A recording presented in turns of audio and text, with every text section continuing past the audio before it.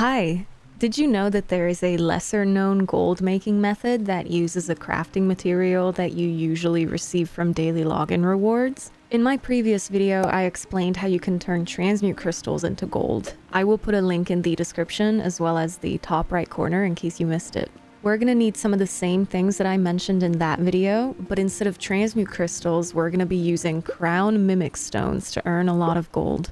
Crown mimic stones are more on the rare side as far as crafting materials go. The sources you can get them from are the crown store, naturally. Obviously, this is not recommended as a single crown gem is going to be more valuable to you than gold. And in case you get them from a crate drop, I recommend that you just extract the gems from it instead of using it for this gold making method. The other way that is also not recommended at all is you can buy them directly from the crown store. As you can see, they are quite expensive. And you can buy motif books from the crown store as well. For example, if you go here, you can see that you can get 5 crown mimic stones. But at the same time, this is also not worth it at all. You can also get them from crown crates that you can earn for free by watching Twitch streams when drops are turned on. I'll put a link in the description to an official ESO webpage about how you can link your ESO account and Twitch account to start earning them. So that leaves us with the best possible source, daily login rewards. It's not every month that we get them, but we will get 10 of them later this month in July 2025, which is a very generous amount considering that most of the time we get 5. I pulled some data from the unofficial Elder Scrolls pages, and you can see that in June 2025 we got 5, and in February and January we were able to claim 5 mimic stones each month.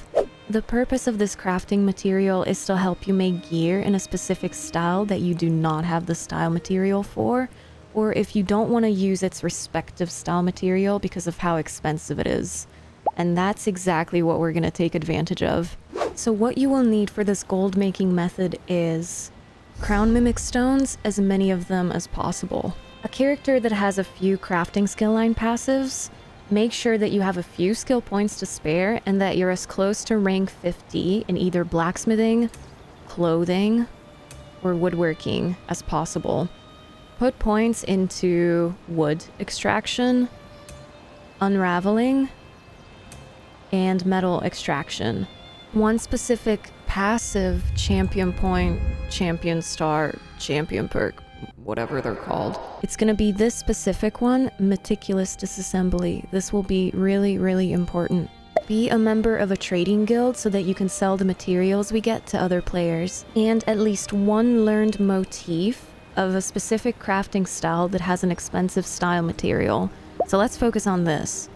I did some research to find the best possible style motif for this, at least on PC, because on the 4 console servers, the prices are going to be a little different. And these are the ones that you should purchase some style motif pages for, starting with the cheapest and working our way up to the most expensive one. Hackwing plumage, this is the crafting material for the 𝘮𝘰𝘳𝘬 style, and you can normally get this in 𝘮𝘰𝘳𝘬 by doing daily quests in 𝘮𝘯𝘳 or the 𝘮𝘯𝘧𝘰 village, and deconstructing Brightthroat's boast and Champion of the Hist set pieces. 𝘮𝘰𝘳𝘬𝘳 sprocket, this is the crafting material for the 𝘮𝘰𝘳𝘬 armory style, and you can normally get this in the Reach by doing daily delve and world boss quests in Markarth, as well as deconstructing Radiant Bastion set pieces. Stendarr stamp, this is the crafting material for the Steadfast Society style, and you can normally get this in High Isle.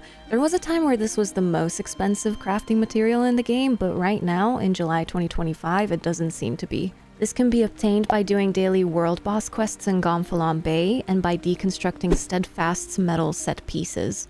Shimmering sand, this is the crafting material for the Enequina style, and you can normally get this in Northern Elsewhere by doing daily delve and world boss quests in Rimmen, as well as deconstructing Vesture of Darlock Bray and Undertaker set pieces. Tideborn feathers, this is currently the newest crafting material in the game and probably why it's so expensive right now. This is what you need to craft items in the Tideborn style, and you can get this in Solstice by turning in daily quests. Glass Eye of Moria, the crafting material for the Scribes of Moria style. This can be found in Scrivener's Hall and obtained by deconstructing armor and weapon pieces that you might get in there. 𝘮𝘳𝙋𝙬𝙁, this is the crafting material for the 𝘮𝘱𝘳𝘳 style, and you can normally get this in Somerset by doing Divine Prosecution daily quests in Eleanor.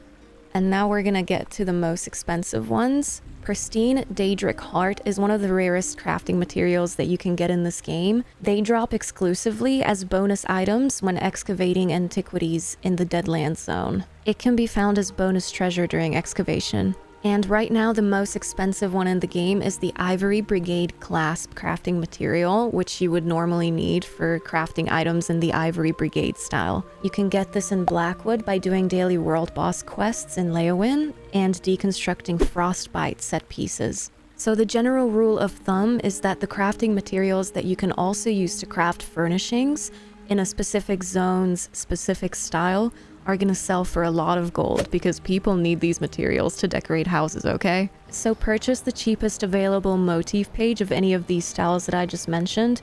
Obviously, I recommend getting ancient 𝘮𝙯𝙯 motif pages or 𝘼𝘽𝙁𝙁 ones for the most amount of profit. Make sure that you learn that motif page on a character that has the necessary skill points in either blacksmithing, clothing, or woodworking. This will depend on what style page you chose, whether it was a weapon or an armor piece. As a reminder, it'll be wood extraction, unraveling, or metal extraction. And then ensure that you have the meticulous disassembly champion point, perk, star, whatever, active. Go to a crafting station. Obviously, the type of crafting station that you will need will depend on which motif page you purchased. And then craft a weapon or armor piece in that respective style. I will pick ancient 𝘮𝙯𝙯 as the style of this, I don't know, iron axe that I will craft right now. And I will click on this box right here to ensure that we are using our crown mimic stones.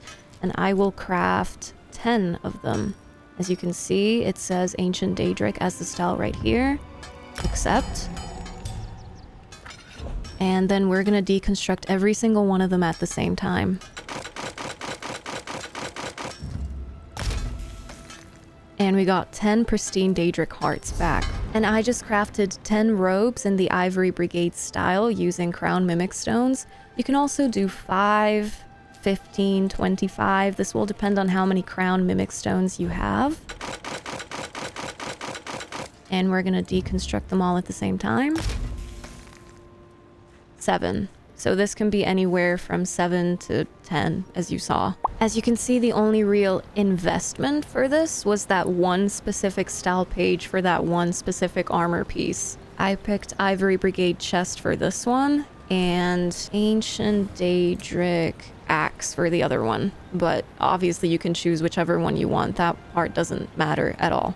Thank you very much for watching. I hope this guide has been helpful to you. But please let me know in the comments down below if you have any questions. I also have a written guide about this gold making method on my website, and I have the link to the article in the description. And if you want to hang out with someone that plays a lot of Elder Scrolls Online, I'm a full-time ESO streamer over on Twitch, and as a member of the ESO Creator Program, I frequently give away codes like ESO Plus, crowns, and the Content Pass.